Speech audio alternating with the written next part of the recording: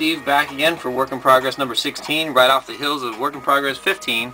I've just been in such a good mood to paint lately, and plus I've been lucky enough to be getting all my supplies at one time. So today, luckily today, I got some more Mr. Hobby, Mr. Super Clear in the mail. So that just came in today. And also in this here package, got some Mr. It's actually some Tamiya acrylic yellow, flat yellow. So I can continue on with my yellow. This right here needs another coat. So we'll hit it again and try to get it clear coated and basically put away. So I know it's not very fun to look at yellow pieces, but yeah, those are the trim and a lot of the boosters slash thrusters and vents, so they gotta look good. And yeah, that's about it for this first segment. We'll get to work and we'll see what we have, and by the end of the week we should be able to have most of the lower leg sections, outer armor painted, clear coated, panel lined, decaled, and flat coated. So stick around and we'll see what we can do. Alright guys, thanks for watching. What's up fellas, Steve back for work in progress 16, and hopefully today I can describe how we decal a little bit. And I had a couple questions on why do I clear gloss before I do a flat coat. It's basically, there's two good reasons for it. So when you're working with panel washes, they work really good on a gloss surface, and they'll slide through all the panel lines no problem, and they will get into the cracks and stuff without you having to try to jam a pen in there. And this is my very first time doing a panel wash, so it's still a little crude looking, but this is basically what I got so far going on as an example. And another reason why we have a gloss surface before we flat coat is to do decals like these, because if you try to do them on a flat surface, the decal will just stick to exactly right where you put it. But if you have it on a gloss surface, you have time to move it around and you'll be able to get your placement down. And also, I don't know if I've talked about Mark Softer much, but this product right here basically helps dissolve these water slide decals, so they look like they've been painted on, and once you give it a nice flat coat, they look really nice. So hopefully I can demonstrate that in this video. I'm gonna have some help filming, because I'm gonna go through the steps of how to decal. And we'll start it from basically cutting them out of the sheet, and we'll go to the water. And there's two ways to do it, and I'll show both ways hopefully if I can. So stick with it, and I will show you some ways to decal and how to do that. Alright guys, so also remember, check out Mecha Contest 2012 down at Mac Forums. It's all going on right now, and there are almost 238 entries so far, so it's getting big. Thanks for you guys' support. Alright man, we'll be back in a couple minutes. You guys back for more work in progress 16. I'm going to give this a shot. I'm going to try to demonstrate a panel wash on this gloss red surface piece. It's been clear gloss with the lacquer clear coat. Also remember, when you're doing an enamel wash, I hope to God you're not using enamel paint, because it'll strip it down, you know what I mean? If you thinned your wash with enamel thinner, it's going to eat right through your enamel paint and enamel clear coat. So you want to try to use different paints and different clear coats when you're doing an enamel wash. For me, basically this had been primered with all sorts of lacquer primers and stuff, and the red is Tamiya acrylic, and then clear coated with Mr. Super Clear lacquer clear coat. So basically when I go to erase all the mistakes from the panel wash, it will not eat through the clear coat or the paint, and it'll just wipe the mistakes right away. So here we go. I got my basically really thin down enamel. I'm using Tester's enamel paint here, which is this. This is the enamel flat right here, black, and I've thinned it down with Zippo lighter fluid. So I got a real thin, like dirty wash here, basically, like what you would get when you cleaned out your brush in an enamel thinner or something like that. So it's real runny. And give you an example, hopefully this works. And it will run. You can't even see it, but paint is just filling in the cracks.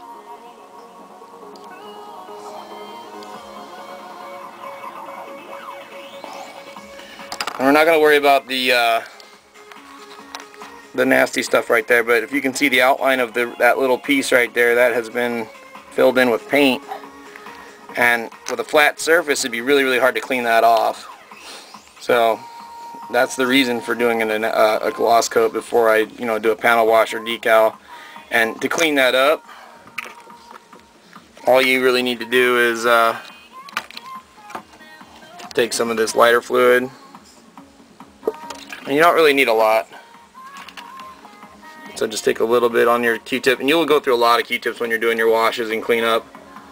But I mean, if you really want to, you can let this dry a little longer, but you can go right at it and clean it. It's really hard to do this one-handed, guys, I apologize. But basically, all the nasties that like basically all the spots where I dabbed at the brush, you can just dab it up and it'll bring it right off. I need to clean that a little bit better, but that's eventually going to be painted a metallic anyways. I just wanted to show you kind of what a wash really is. It's just another way to do your panel lining if you don't like using a pen. Me, I like the pen, but in certain cases the wash is really, really effective. So, and that's basically how I got all the black lining in this right here. It was an enamel wash, or well yeah, it is an enamel wash. I got enamel paint thinned with Zippo lighter fluid and cleaned up with cotton Q-tip buds and lighter fluid. That's all it is, guys. It's real simple to do, but just remember, always have a different style of paint, different type than enamel, or you'll hurt your stuff. Like this is painted with all lacquers, clear coated with all lacquers, enamel washed and cleaned up with Zippo lighter fluid. So that's how I got that effect. Alright, in the next segment, like I said, I'm going to go back and try to show you guys how to decal that stuff up right there, and I'll try to show you everything. Okay, thanks for this little segment. Appreciate you guys. Okay guys, I'm going to show you how to decal here, and first you're going to start off with a good cutting mat and a razor blade and your decal set, and then you want to cut your decals out to basically put them in the water. Okay, I got my set right here, and in the water it goes, and then I'm going to grab a couple more here, just quick demo.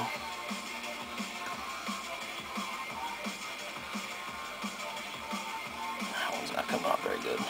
Alright, and give it a couple seconds or so to soak up, and there's two ways to do this. You can actually wait until your decals float off the paper. Me personally, I like to do it that way, but there's people who will try to grab it and basically slide it off, hence the name water slide decals. Me, I don't prefer that way. For me, it's easier just to wait for them to float on up. Sometimes they don't want to do it, so we'll let those float up to the surface. And basically, I'm working on this area right here, the couple decals right there, and that's it for there.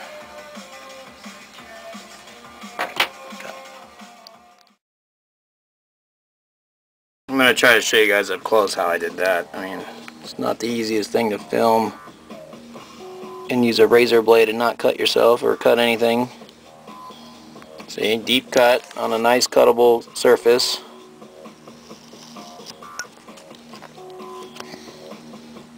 No, it's not showing up very well, guys. I apologize. I really wanted to show you guys this, but it's hard to do this one-handed with a camera. So here I have my Anaheim Electronics decal, and I'm just going to flip it in the water. There it is. Okay, it's floating around there. Really, really hard to see, I know. So I'm just going to let that, basically, like I was saying, I like to wait till mine float off of the decal, or the paperback surface, and then I'll snag it with these. But like I was saying, the bigger the decal, it's probably better to try to slide it off the paper, because they tend to fold up and get crooked underneath themselves, and the only way that you can really straighten them back out is by sticking them back in the water. So I know this is going to be a little bit tedious and boring, but hence this is the process of decaling. I like it better than the regular stickers. Stickers suck. Don't go with them, dude. And plus they don't look right. Now, once this comes off, let's see what we can do. This decal is small enough to where I can slide it on there without having any problems. And basically going for this little sticker over here, Anaheim Electronics one right there, we're going to go for that, just for a demo purpose. And once again, it's super easy to do this on a glossy surface. Trying to put water slides on a flat surface is pretty much really hard to do. I tried it myself just to see what was the difference, and basically the decal will just stick to one spot, the same spot you place it on. So with the water slides on the gloss surface, you can actually, it gives you time that you can move them around and get the right placement, make them straight, you know.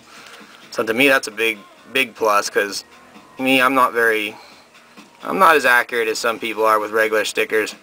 Okay, the decal's starting to want to slide off the paper now down there. I'm just going to grab it. See, I got it right in my hand, and it's going to go right on the deal.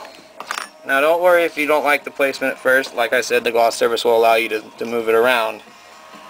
And if it don't move very well, just put a little bit of water on it. I got my Q-tip, I dipped in the water, and it basically put a little water drop underneath that. See how it's moving? Well, see how you can move it all over the place? With a gloss surface, it won't hurt it.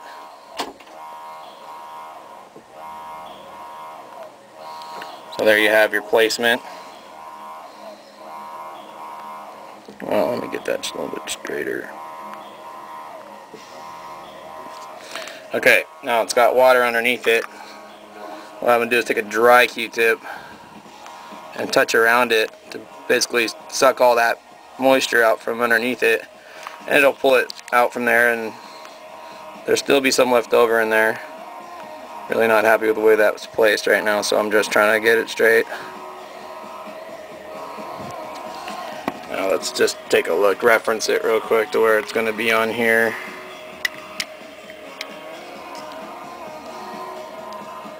So, do I like that? I don't know yet. I don't think I do. Well, it doesn't look too bad there, but I still don't like the placement, so I'm going to move it a little bit more.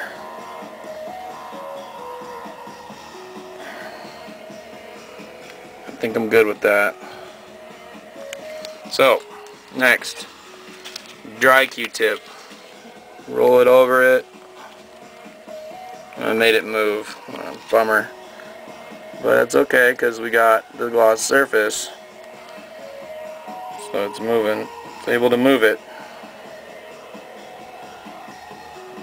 Okay. Now we're going to go with the Mark Softer. Put a little bit on it. See, it's tending to move, which isn't a good thing, but it's not the end of the world, because you do have a little bit of time to react once the Mark Softer sets in. So you can reposition it, and hopefully everything is hunky-dory. Really hard to do this with freaking one hand. So now what you want to do is go around with a dry, brand new Q-tip. Go around and, dang, it keeps moving. Just go around it. Son of a bitch. This is not the easiest one to demonstrate. It's a big one that wants to move. You could use Mark Setter, which I have. I don't really like using it just because I haven't really used it too much. But I haven't really had a need to with these. They've been staying put pretty well. Okay, I'm going to just quit messing with it like I said. Basically, you just want to leave it stay put after you've got it on there and you put the Mark Softer. You can always come back and apply more too. If it starts to bubble up or anything, just don't worry about it. Let it do its thing. Give it a lot of time to dry and it'll smooth out. If it doesn't smooth out, just hit it back with some more Mark Softer. So there's the reasons why I like to gloss coat before I flat coat, gentlemen. And I did not learn that myself. I learned that on the Mac forums and from a lot of intelligent and really creative modelers on that forum, guys. So yeah, thanks for sticking with this little segment, and we'll get back with more. Okay guys, just going to show you a quick little peek at some of the pieces I have completed. They still need flat coat, so one more coat of gloss to seal in the decals, and then the gloss coat, then the flat coat, and then after that we're going to detail paint in the metallics.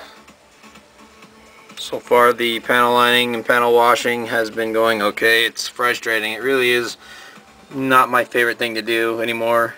I don't enjoy doing the panel washes. I hate it. But it is effective on definitely grooved surfaces like these little lines right here that I'm showing. Perfect for those, but for outlines, I hate them. Can't stand it. Like, I guess you would call that the raised surfaces, like outlines. But that's just my personal preference. There's a lot of people that are really good at it. Me, this is my first time doing a wash ever. So, and I basically just researched it, asked some questions, and I got information on how to do it from all sorts of guys off Mac forum and, you know, scale modeling forums all over the place. So, this is it. This is some of the outer armor. I know you guys have seen these pieces. I've had to repaint these a couple times just to make it work. So, inset, these are some of the white pieces I was working on this week and last week a little bit. It's been snowing out, so what a perfect time to just stay home and work on your hobby. And it's getting heat too, so oh well. Yeah, so hopefully maybe there's a little bit more for Work in Progress 16. We can show you some more. There's probably going to be a slideshow of some of the parts, as always, at the end. So thanks guys for sticking with again. Alright, we'll see you in the next video clip, hopefully.